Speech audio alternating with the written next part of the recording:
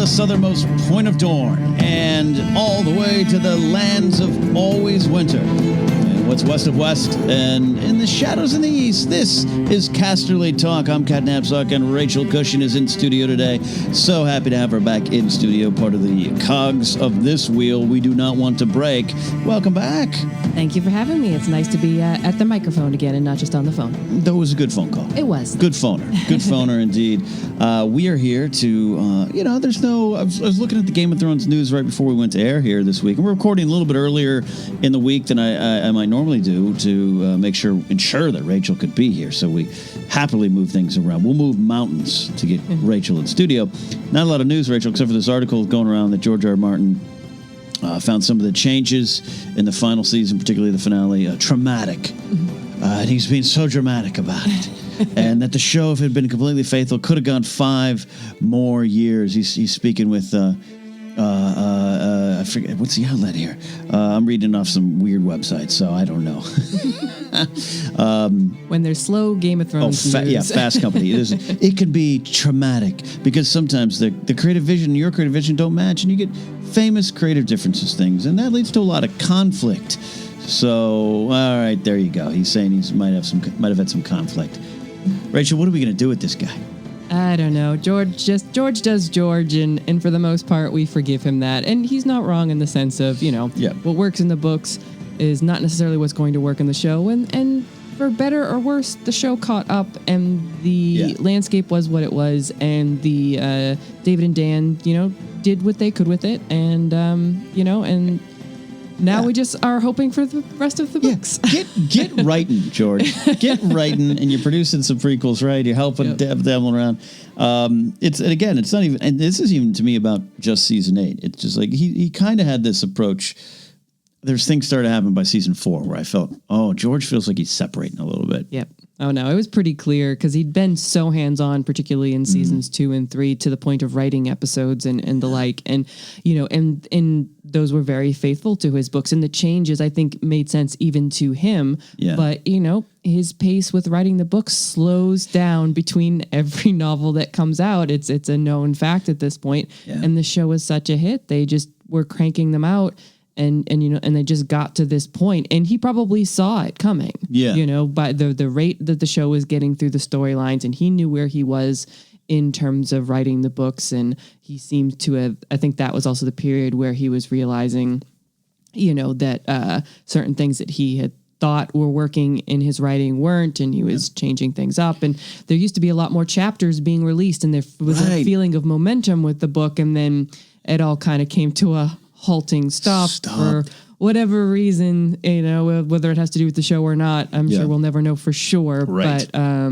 But as far back as that, I think he had a sense. And I think those of us who knew the stories and the books very well also had the sense of, in a couple of years, he's not going to have written 2 more gigantic books to actually finish this out where the show is headed. So it's an interesting perspective because you had been booked before, way before. And I was, book 1, book 2 after seasons 1 and 2. And by the time I got ahead and I got to book 4, I was really excited. I tell one of my friends, I'm like, after going into season 5, I was like, oh, bro, the Sand Snakes are coming. Yeah. It's this whole thing, and there's Arya and Martell, and then when that didn't happen, I was a little upset. I was a little like, hey, where's the things I know? I think I'm smart about knowing. I quickly realized though, once I got into book 5, I'm like, there's no way they can do this. There's no way they can do this. Well, it's funny because I'm really curious to know when you read book 4 particularly, right. Book 5 to a certain extent as well. Were you disappointed in them on your initial read because we were getting practically brand new storylines and brand new characters and, and to the point of now we're not living with Jon and Dany and Tyrion and the people that we've grown so close to. Instead, we're living on the Iron Islands and we're living in Dorne and we're following, characters that, we hadn't spent 3 books falling in love with. I remember a lot of readers were like, what's this? What are you doing? Book 4 was a challenge. Yeah. Book 4 was a challenge, and there's some great stuff in there. Oh, yeah. And I've been slowly poking away at it. Before I moved, I had the book out, and it was just one of the things I just grabbed read an afternoon, read a chapter, read a part of a chapter, because they're like, oh, wow, this is still 50 more pages of this chapter. And there was things I was picking. I was like, this is, I have a greater appreciation for this. Yes. So I have no doubt. But yeah, at the time, I can't imagine getting that book finally, because between 3 and 4, we're talking years already. Yep. I think that was, it was exponential. Like there was like a year between the first 2, and then 2 years, and then like 4 years. So it had been at minimum 5 years. Yeah. I can't imagine getting that book and going, this entire book didn't have Daenerys, didn't have a lot of Jon Snow. Yeah, you had a lot of Cersei, a lot of great Cersei stuff. Yes, and new characters to POV, which was a great switch up for sure. I'm glad you meant it. So when one of the first chapters is it's Oakenshield, right? It's his point of view, Aerys Oakenshield. It's not Oakenshield. It's not Oakenshield. Oakenfist. Yeah. No, it isn't. Oh, it is Oakenshield, and Oakenfist is from Fire and Blood. There you go. Sorry. A lot of names. And I was like, oh, this is exciting. Oakheart. Okay, Did I say Oakenshield? Yeah. Oakenshield is Lord of the Rings. Yes, it is. Okay, we nerded out in a circle there for a second. Wow. Is Bilbo in this one? Oakenheart. Aerys Oakheart. Okay, we got there. This is a Game of Thrones podcast, people. We've watched this show. We've read these books. Someone on a YouTube comment will be like, you guys don't know the show. I was excited. I was like, oh, new point of view character. Oh, this is really great. And then it was like the third chapter, fourth chapter, fifth chapter. Hey, where's the people? But I think the book's really good. So anyways, long way around. Yeah, it was weird. The show could not have done that. No, because I don't think a show audience is quite as forgiving as readers in that sense. If you had done a series, I know, we know now for sure that was the case. But yeah, if you had gone full on with all the Martells and, and then all the stuff on the Iron Islands and spent episodes there with barely checking in with the other characters, you would have riots from fans. Yeah, absolutely. Look, and I think I'm a little disappointed with Dorne. Definitely, it's one of the things I think there was a missed opportunity. Maybe just a little bit more could have been there. But fake on old Griff, young Griff. And I know that he's such a controversial character, but Quentin Martell is such an interesting character and very unlike a lot of other Game of Thrones characters. And his companions and his story, his journey is so interesting in the books and would have been great on the screen, but given where it ends, would have felt like, why'd we go on that journey again? Why'd we do it? Exactly. Why'd we do it? So George, I love George R. R. Martin. Of course we do. It's similar to sometimes some things George Lucas says where you're just like, look, man, go create. Let's try to enjoy this. That was the only bit of news. We're going to get a lot into more Fire and Blood stuff. Rachel had, I'll be honest, like Rachel, you wrote and you're like, I need another shot at this real soon. I need to talk about Fire and Blood. Yep. We're going to do that. But before, I want to throw, last week got a great call from Alden Diaz, who was talking about mentors in Game of Thrones. And, it's easy for me to list some of the old crusty dudes with beards that were mentors, and there's a lot there. We talked a lot about Sansa's mentors and getting them from weird sources. Sure. Definitely, she absolutely learned a lot from Cersei and Baelish, for better or worse.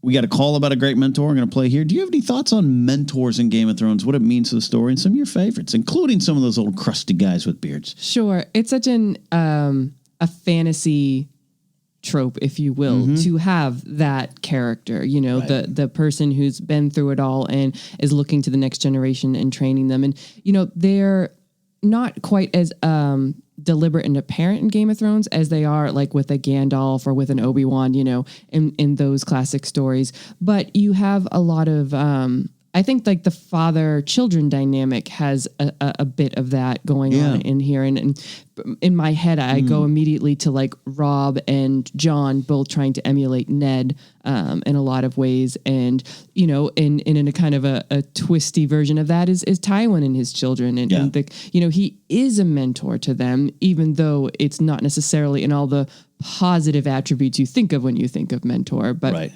I think, one of my favorites, particularly in the show, it's there in the books too, but Brienne to Pod, Mostly because I obviously I'm a Bran girl and I will call her out every chance I get. But I love the idea of somebody who is not supposed to be what she is to begin with, in turn mentoring somebody who actually has, a decent chance. I mean, Payne is a middle of the road house. So like Pot actually has every chance of being a knight. That would not be a strange career choice for somebody from that house and of his lineage to be, but to want to learn how to be that from such an abnormal version is, I think, very interesting. It's a great example because also what I love about it is Brienne doesn't really want that role. It's very true. And it's a growth for her. It's a powerful growth for her. Yeah.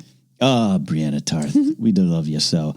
Here's a call. Here's a thought of someone I hadn't thought about last week. We talked about a lot of them. And it's funny, you and I both went kind of the same spots with Tywin. He's a mentor. Yeah. He's mentored Arya for a brief moment. In the show, for sure. And that's what makes him, and he is, there are, I've had this conversation with you, I think, before, but characters that aren't, I'm not going to say are better in the show, but are just more interesting, more fleshed out and utilized in different ways in the shows. And Tywin is absolutely one of those. He's there on the page and his influence is there for sure.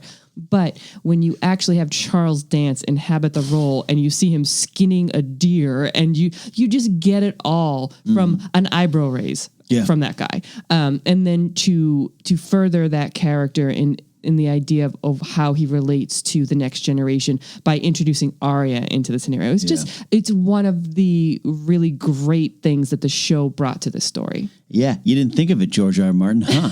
You didn't think of it all traumatic over there with your vests in New Mexico. All right, we got a call from our good friend Eric Monroe about a mentor. I think I glossed over talking about crusty old men with beards. Here we go. Hey, Ken and Casterly Talk. So talking about mentors, one mentor relationship I really liked was the Hound and Brother Ray.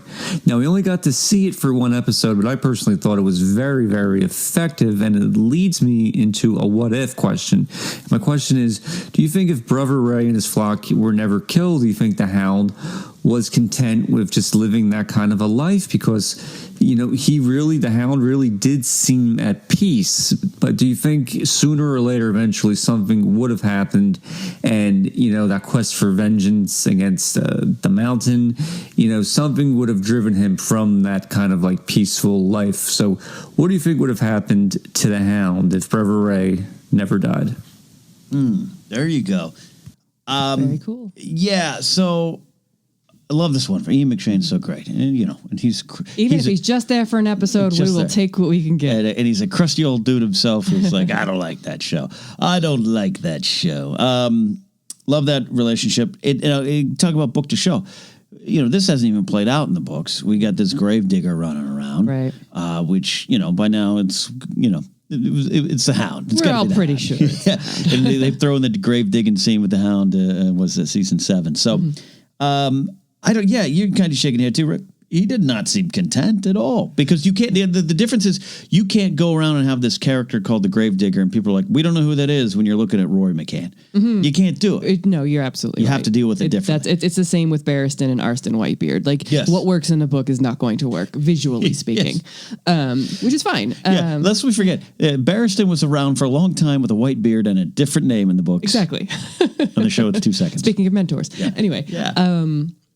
Yeah, I don't think the point of Brother Ray's relationship with Sandor was to change Sandor. It was to give Sandor a new perspective, to augment what was already there. But I've often said, and honestly, this last season really tested me on it, the idea of characters don't change. It's very difficult to change who you are. Because it's so innate, it's so interior. It's you were raised and things happen to you in your life to such an extent that you become a certain kind of person, and you can change certain things and you can become a better or worse person into some ways. But I don't think at the core you can change. So I do not think that Sandor could ever be a completely peaceful, at peace kind of character in the way that Brother Ray represented.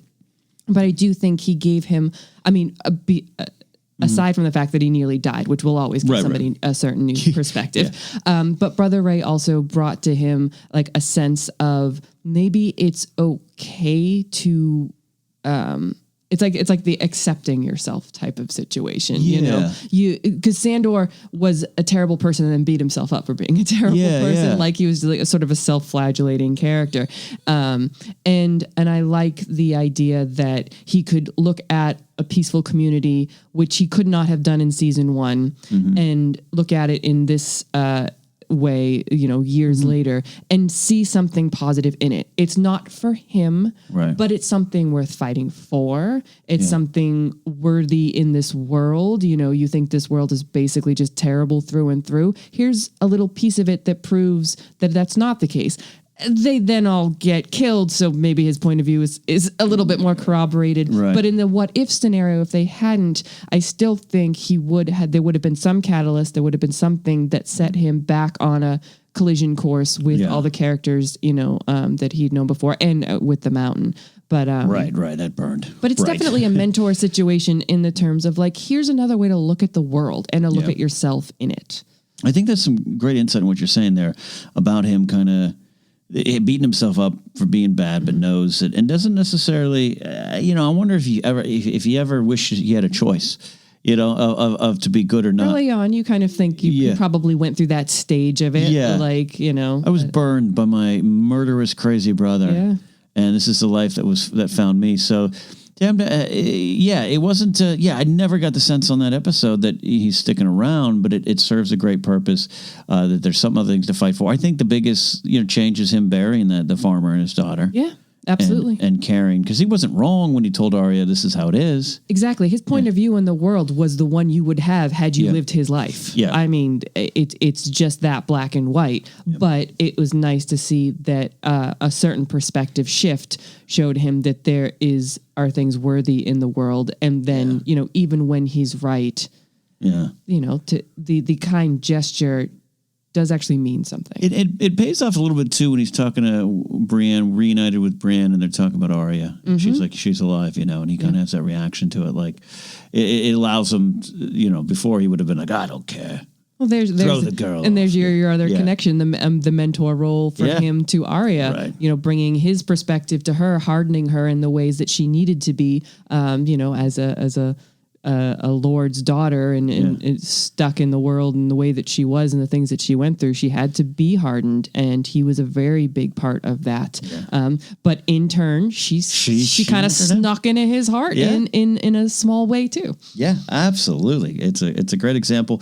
Great stuff, Eric. That's our thoughts on that big Game of Thrones what if. We've been doing these wonderful what ifs. Before we take a break, we got some minutes here. We're going to set up what we're doing here with the Fire and Blood conversation. And quite frankly, Rachel, this is your forum. This is you're not a guest on the show. You come around these parts because you own half the building here. All right. Where's your mind right now with Fire and Blood and the potential show and the book and everything? It's just so much fun to speculate, because what Fire and Blood is that the original series wasn't is, you know, 140 some odd years worth of history, plus a little more if you count sort of the prologue aspects of it in one book. And so there's so many things there, but they're mostly broad strokes.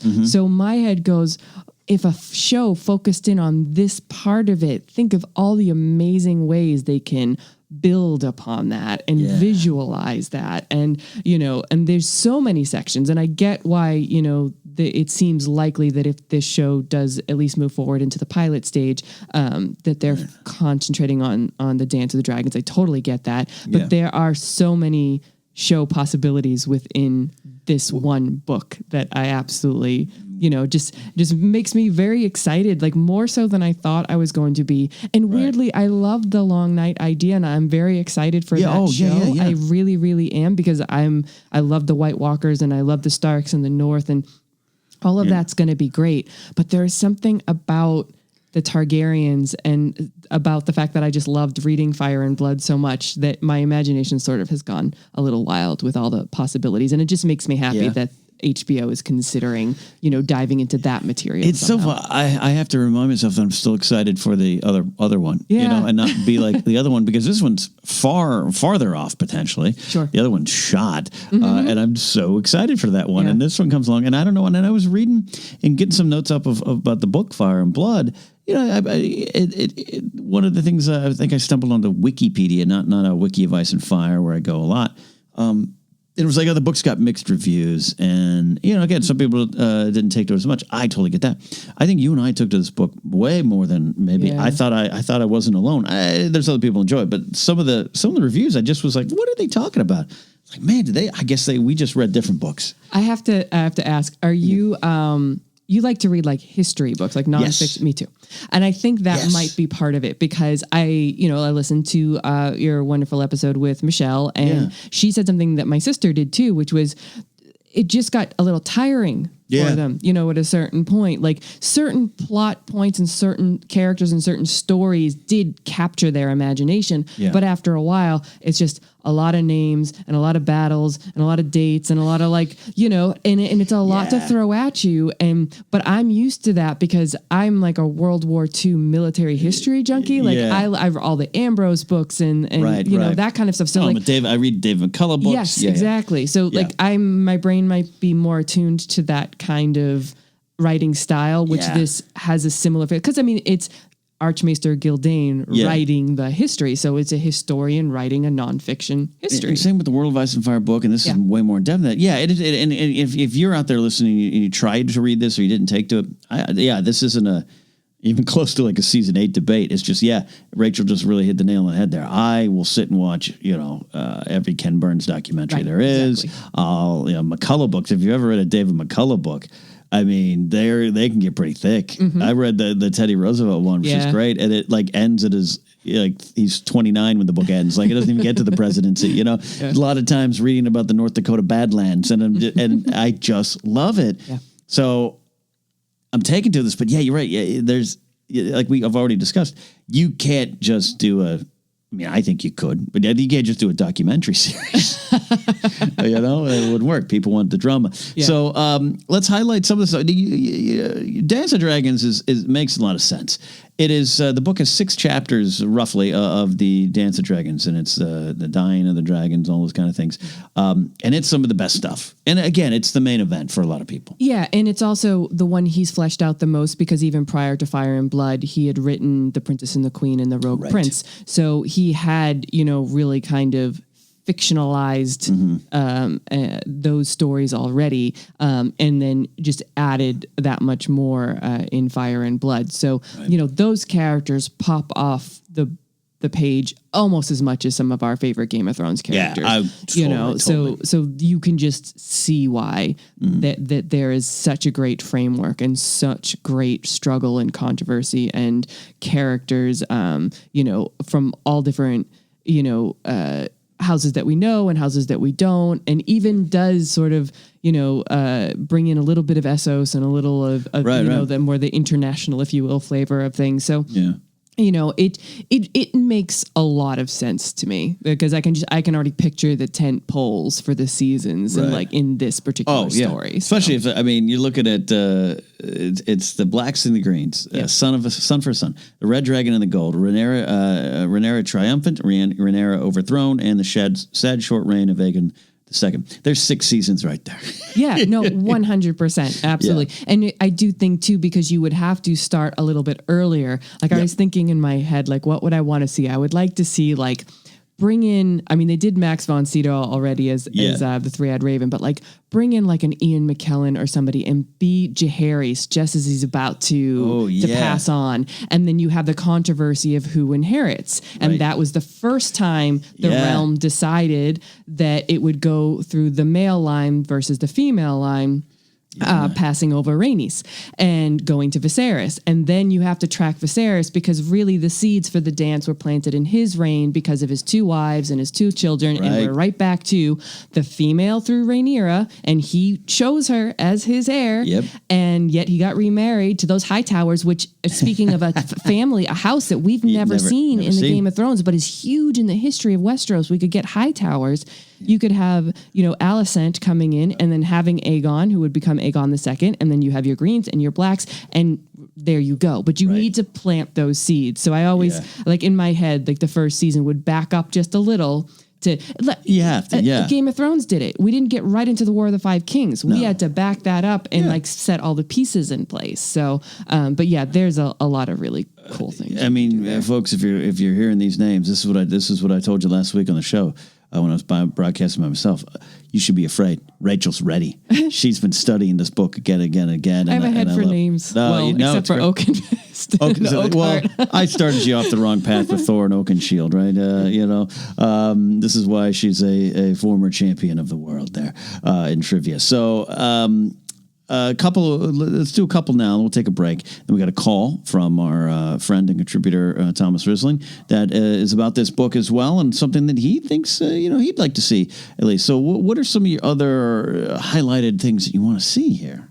Well, definitely, we talked about the last time I was on the show, Aegon's conquest is certainly seminal, it's what started it all. And, and you can back that up even, to at least tell a little bit about the Doom and, and how the Targaryens got to Dragonstone in the first place and then onwards. Yep. And there's great characters, so there's definitely that. The part of the book I think I liked the most, but I know part of it is because it was the most new material, was the reign of Jairus and Alison. Yeah. And we've heard through The World of Ice and Fire and multiple times throughout the novels of how Jairus was basically considered the greatest Targaryen king that Westeros ever had. And it's because he had a very long reign. He also inherited his reign from Maegor the Cruel, where things were really bad. He managed to survive that situation. And then he went on to rule side by side with his sister wife, Alison, who's also, largely, surprisingly, being a woman credited with so much from this time period. And then, so we knew all that. And then Fire and Blood just dove in. And these people, they became people. They became characters. They had attributes. They had fights. They had all these kids and all these things happen. And it wasn't this, 60-year reign of peace. There was a lot of turmoil. There was a lot of stuff and a lot of drama. Maybe not like battles and dragons on dragons, but it's still so intriguing to me. And frankly, one of the reasons is there's so many strong female characters coming through in that section too. I mean, Alison, obviously, but a lot of the daughters and even Rhaena, who should have been queen. Again, when you're talking about this female versus male, she was... Jairus' older sister, yet she got bypassed. So, there's just a lot of the kind of, if you like the political, character-driven machinations side of Game of Thrones, this, I think, is one of the best stories. It's an interesting idea because it was, I'm trying to think, this is where I really got into the book, and it is their relationship, and when they go on their little tours, all these things would happen. The doctrine of exceptionalism, that idea I think is really, really intriguing. There's I'm trying to think of the year, but there's some diseases that go around. There's a lot of things that go around. The shivers. It was the first time a Targaryen. That's right. The shivers. It's the winter fever and the shivers are the two big diseases that hit in the book. But the fact that that's part of it, and you still get a sense of the seasons playing a role in everything as they did. I liked the idea of not just this paragon of a king who ruled for 60 some odd years and everything was great and built lots of roads and Septon Barth. Don't you want to see Septon Barth on my TV? I really do. And building the roads, talk about the roads and everything. And it's really, it reminds me, it's so funny you said, McCullough's most known for John Adams, the book, and then which became the great HBO series. And which of course Stephen Delane is Thomas Jefferson. It's the first time I got to learn about him. Not Thomas Jefferson, but Stephen Delane. Clarify that. This section of the book is where it started to get me because it felt like the beginning of a country. Aegon's conquest, yes. And he hasn't, after he conquests and Dorne shakes a hand, there's a long reign there. Absolutely. Long reign. And then, Maegor the Cruel is classic. It reads like Game of Thrones. Yes. He's Maegor the Cruel. I know. But then Jairus comes in here, and it is about this formation of this world I've grown to love. And it's really interesting and has a lot of, yes, but there isn't the big dragon on dragon nuclear war option. But it'd be great. Yeah. Or just get a follow-up. Give me a book on that. Oh, I know, right? I mean, believe me, there's enough words in this book about that. True enough. It's something simple. One more other section highlight, and we'll take a break and come back and go to that call. What other things? What other possibilities? What's on your list? So I think the three big things that it touched on were the conquest, then the Aenys Maegor, hellish time, Jaehaerys, and then Dance of Dragons. But in there are small woven things, and I'm going to repeat this just because it's too good not to. But the Alyssa Farman story is just, and what it's not just Alyssa Farman, it's actually it's Rhaena as well. Yeah. The woman who should have inherited but didn't, and then basically managed to survive Maegor shockingly, and then the way that she just sort of lived around Westeros at different times. They called her the Queen of the West, and at different times she had a very a confrontational relationship with her mother, Alyssa Velaryon, and the fact that her younger brother and younger sister Jairus and Alison took the throne, and that was this beautiful long reign difficult for her, right? So she's got this very interesting sort of cheated vibe, but she lives this really incredible life. And one of the things about her, it's not come right out and said, but it seems very likely that she was a lesbian. She had all her female favorites, and the most important of which is Alyssa Farman, who just. I mean, we got a swashbuckling female adventurer in this story. How could you not want to know more? I would love, because the Farman character is, I'll say she's the Arya of her time, and Arya is the Alyssa Farman of her time. The template's kind of there. It's such a great story, and their relationship, because she's married to Alyssa Farman's brother, right? Andrew Farman. Yes, it's kind of like, what's going on in that family? Yeah, right. There's some weird stuff going on, but I would not be opposed. I don't know if it's not what I put money down on for this to be the series to be about, but give me a movie. Yeah. Give me a 2-hour story of her life, or that Voyage of the Dawn Treader thing. And that's what Michelle and I were talking to. We both went to the Voyage of the Dawn Treader in our head. It'd be really fascinating. And how that ship ends up, because I know it's witness statements that can be changed. It ends up in a Shy. That's come on. Which leads me to probably one of my favorite characters in all of Fire and Blood is Corlys Velaryon. Yes, the Sea Snake. I mean, he's too good, and he lives this really long, crazy life. Yeah. So that's part of why he's so fascinating. But the fact that he's the one who thinks is pretty sure that he saw her ship in a Shy, I think is a great tie into the whole thing. And then of course the 3 eggs and tying into Game of Thrones as well, which is just, it's really lovely storytelling, but really interesting storytelling and unexpected. When I opened that book, that is not what I expected to read. So for those we've mentioned a few times, I know Michelle and I did, and you've mentioned it before here. So she has, and you probably will refresh my memory a little bit better. She has 3 8 dragon eggs. Yeah. So she had been Rhaena's favorite. For a long time, and they were kicked off of Fair Isle and settled on Dragonstone. Yeah. And Dragonstone is not a pleasant place. No. The show does a fairly good job of showing that, but I think it's even less homey than the show depicted. And there's a handful of Targaryens that love it. Yeah. But most people that live there pretty much hate it. Yeah. And Alyssa grew to very much despise being cooped up there. She was a sailor. And Rhaena had other favorites, and Rhaena was also going through a lot, and probably was not the most kind-hearted companion at that point.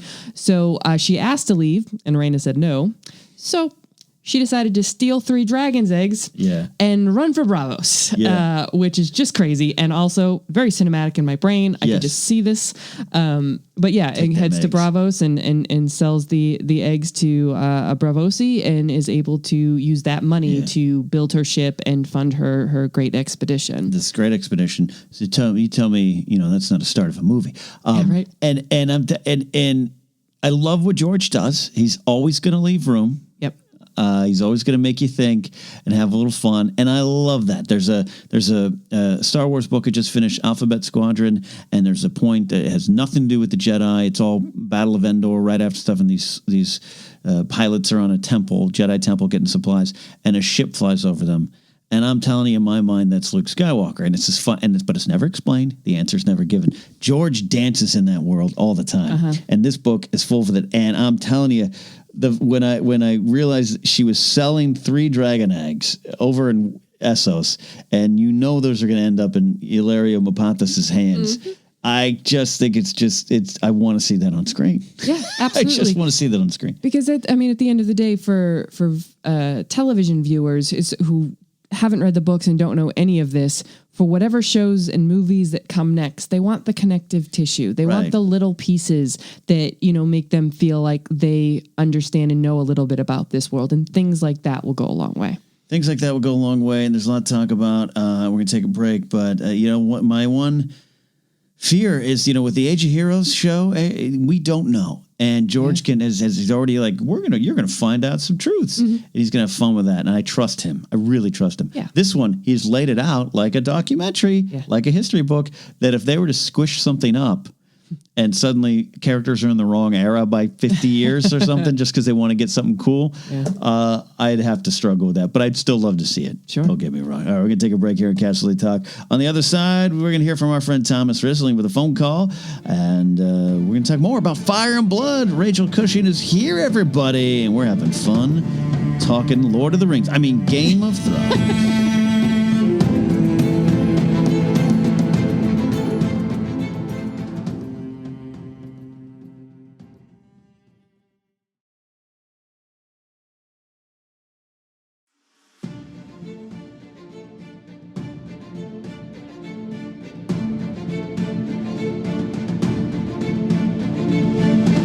We're back here on Casterly Talk. Thanks for sticking around through the break. We like keeping the lights on, keeping the candles lit in the castle.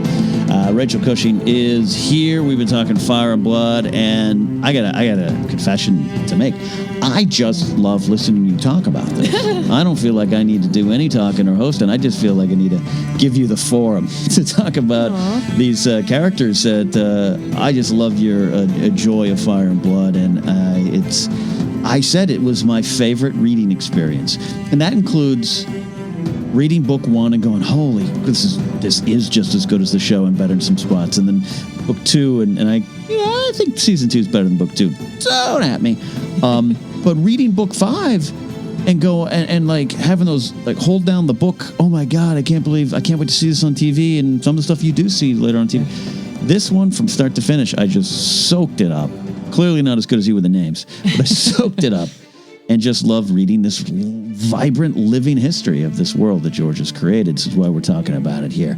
All right, before we get going, 2 more down the list of things that excites you about possibly appearing in the show, which again, we admit here at Casterly Talk might not even happen. This almost, Brian Cogman had this the first time, and he's like the Lord Czar on the show. Right. He couldn't come up with a script that worked. They're going again here. I have faith. We're going to talk about that. But this is our pal Thomas Rissling. You guys hear him on the show. Sometimes this is ruminations from the realm here. Also sometimes just straight out guests when he can call down from the Great White North. He's up beyond the wall himself. But he's got a great call here, specifically knowing that Rachel was going to be in studio. Hey, Ken and Rachel, Casterly Talk. So as fans of both the book and show, do you believe that we'll be lucky enough to see Daenerys the Dreamer's famous premonition and Aenar Targaryen uprooting House Targaryen to flee Valyria in favor of Westeros? And also, any thoughts on if we'll see what caused the doom of Valyria in this potential Fire and Blood series? Is that something you'd like to see? I'd love to hear your thoughts, and it's always great to hear Rachel on Casterly Talk. Thanks. It's always good to hear you on Casterly Talk, Thomas. And congratulations, recent nuptials to Emma up there. Oh, congratulations, Tom. And I hope, Thomas, that you wrapped each other's hands and put a cloak on somebody, and you did this in the name of the seven, the light of the seven, I should say. All right, Rachel, what he's talking about here, you touched upon a little bit. It is, I think, a misconception by casual fans and even fans of with a little bit more interest, passion for the details. Aegon, we hear about the conquest, Aegon's conquest. That's kind of the start of all this 300 years before the story that we're familiar with. And, he comes over from Valyria and conquers. He didn't roll over and just decide to conquer. They had been over. The Targaryen family, had been over for over 100 years. Yep. So what he's talking about there is Aenar, kind of the granddaddy of all the Targaryens, and his daughter Daenys, who's Daenys the Dreamer, who has this vision. Something's going on, Pops. We should leave. He packs up the family, and 12 years later, the doom of Valyria happens. I'd love to see this. I don't know if it'll work on the show. I'd love to see this. I could see it in I think I said this last time, in a Lord of the Rings prologue type way. Like, just like a 5 to 10 minute, the world is changing. Yeah. Like you get the best VO person you can think of. Sorry. You know what I want to do now? I want to watch those movies. Just see here. Oh man. God. So good. Because I do think that the story of Valyria will make an amazing series or movies or series of movies down the line, but I do not think we're ready for it yet. I think that Martin's got more to tell us about those things, and I think that should be its own thing. I'd love to see a story set in Valyria where we see that the Targaryens aren't even a major house on Valyria. They're minor league. Yeah, absolutely. Yeah. And the many wars in Valyria itself and the volcanoes and the magic and the such advancements that they had that disappeared because of the doom deserves its own thing. Yeah. I do love the idea though of establishing our Targaryens with Aenys and Daenys is a premonition. I think that's just like a cinematic way to be like, the Targaryens were Valyrians who fled just before the doom and are the last dragon riders on, Planetos, and they settled on Dragonstone. And, down the generations we have Aegon Targaryen and his two sister wives who, through a series of events based on, the Durrandons and the different people on Westeros, decided that their destiny was to establish a dominance over that continent.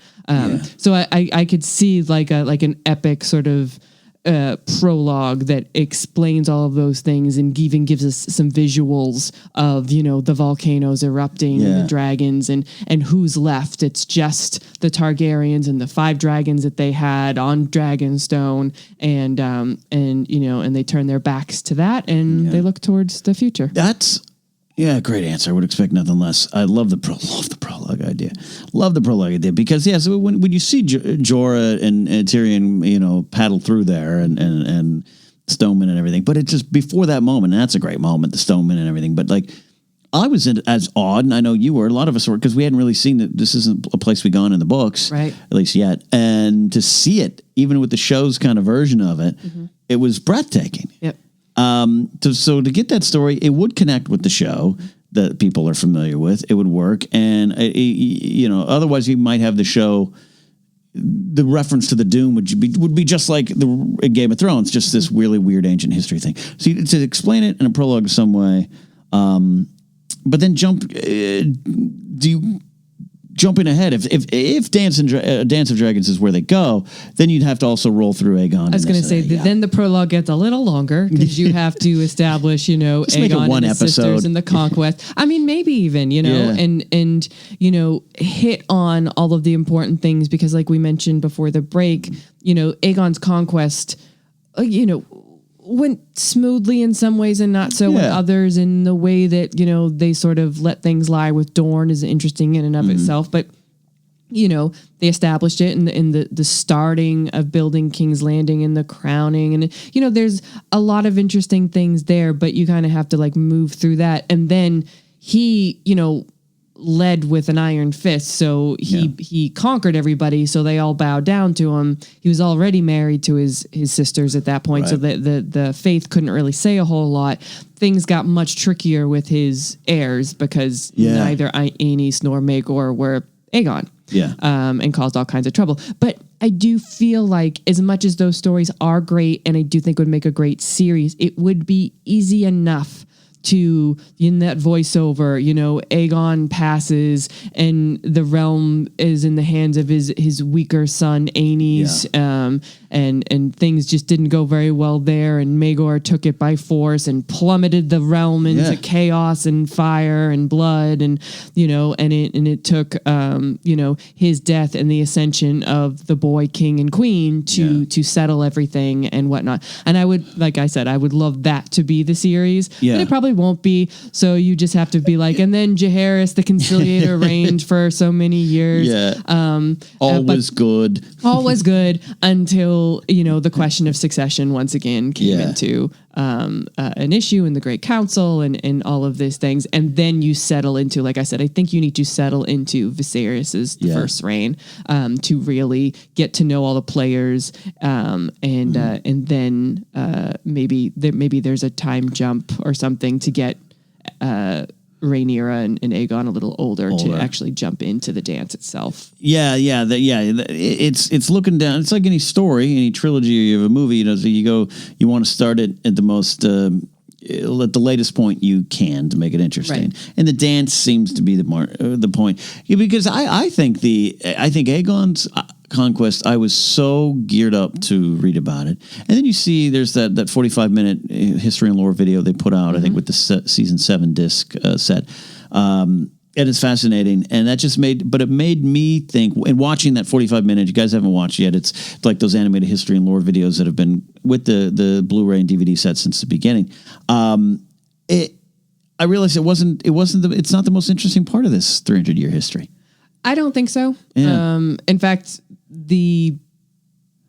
my favorite part of the history isn't even in Fire and Blood. Oh, yeah. I'm a big Blackfyre fan. Blackfyre Rebellion. The Blackfyre Rebellions would be the next big epic event that would be in the second part of Fire and Blood.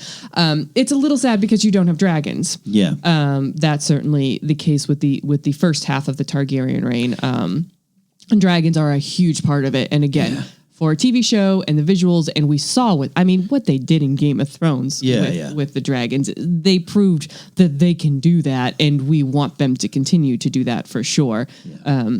But yeah, like I think I mentioned it before, I think Aegon the Conqueror would make a really good show because I think that whoever wrote the show could do some interesting things with that character because he's not that fleshed out.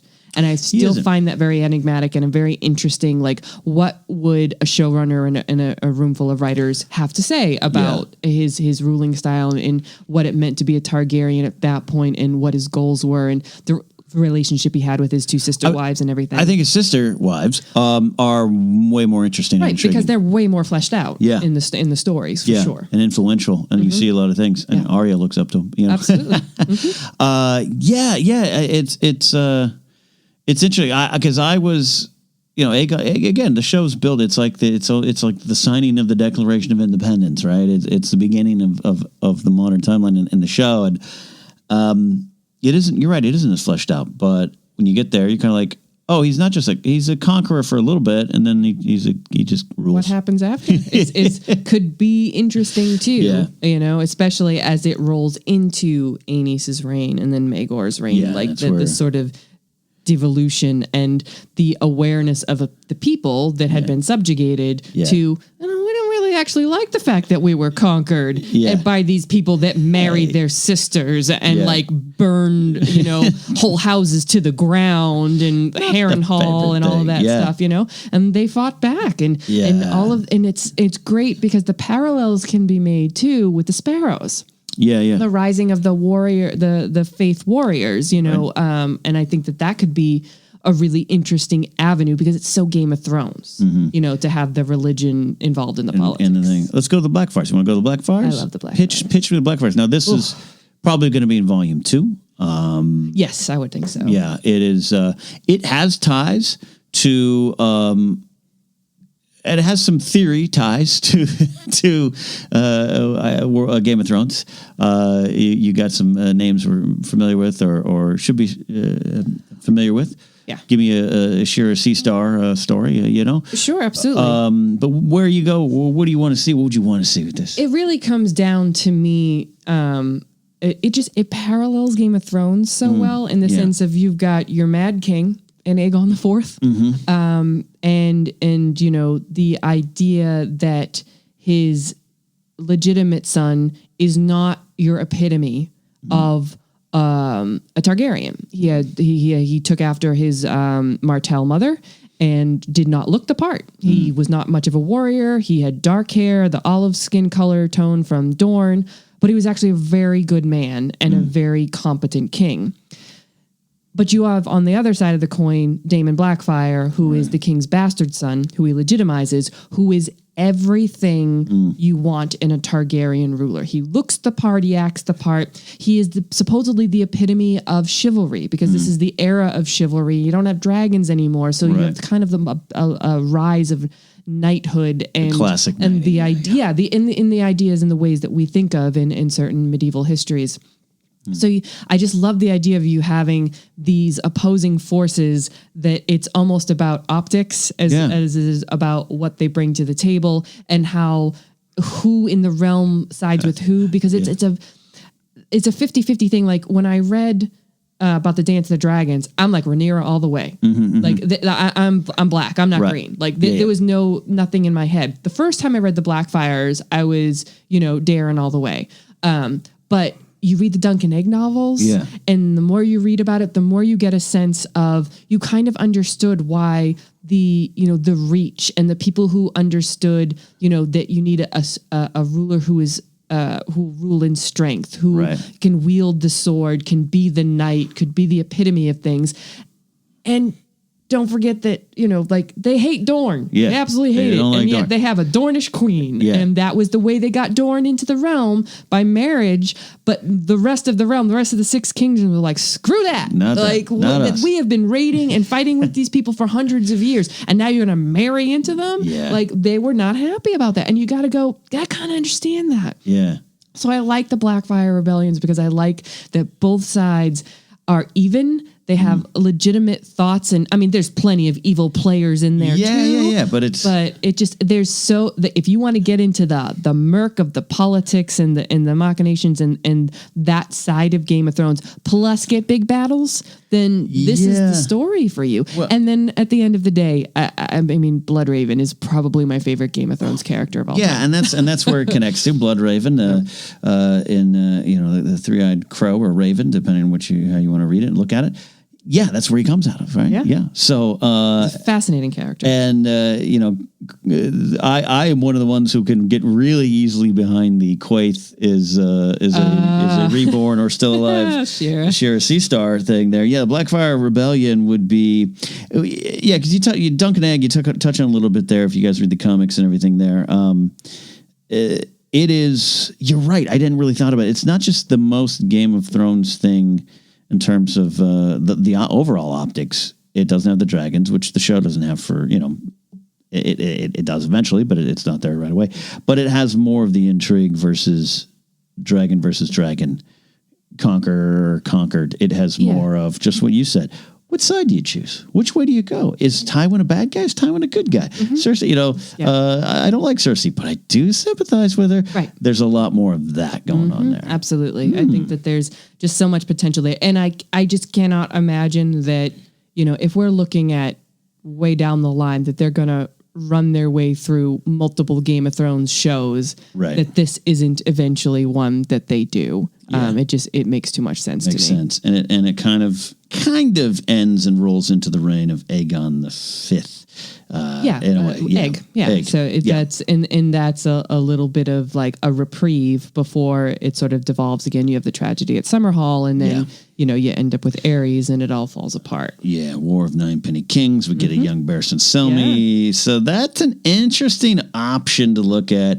Again, it's possibly, more than likely Volume 2 that we're getting that in there. And they don't specifically say Volume 1 or 2. They just say that we're adapting Fire and Blood. Right. We're doing something with Fire and Blood. We're assuming it's just on the chronology of the Fire and Blood that came out. It ends at Aegon III finally taking up the kingship, which was a very mean place to end, I might add. It was just and he strolls into the throne room and sits down and is like, nope, I'm not going on a progress. I'm not doing anything you regions tell me to do anymore. I'm going to be king. And he is a very, very, very, very troubled person. So you can't imagine it's going to go particularly well.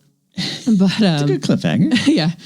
But it happens right around the 140-year mark, 50-year mark. So so that, and given that we're looking at a 300-year or so timeline, I assume that part 2 will just be a part 2, and that we're not looking at part 3 as well. But you never know with George. You never know with George. I more think about the Blackfyre Rebellion is an interesting winner. It could be a winner in my mind there. Any final ones here as we start to wrap up? Anything? Where else you want to go? I know you got some notes, and I don't want to leave them on the table, but we always have more episodes. There's all kinds of characters that, I don't know how much or how little. The big players, of course, I'm excited to see, but something as simple as John Dark, the Scarlet Serpent. Yes. So there's the story that, Jairus' Kingsguard's members a few of them were chosen based on a tourney. And it just so happened that in the melee in the tourney, a mystery knight called the Scarlet Serpent won. Turned out it was a woman. Couldn't be a Kingsguard at the time because of the rules.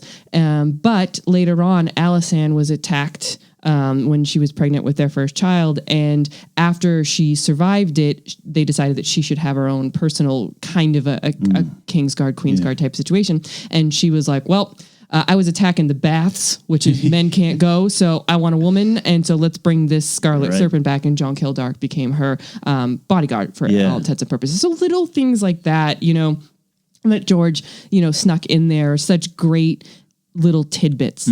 So as much as the big players, I'm sure we'll see, I very much hope that we get to, see some of these small, great side characters too. Because that is what makes the show. It really does. That's what made the previous 8 years. We love the big stars, but man, it's the conversations about hot pie that keep you coming back.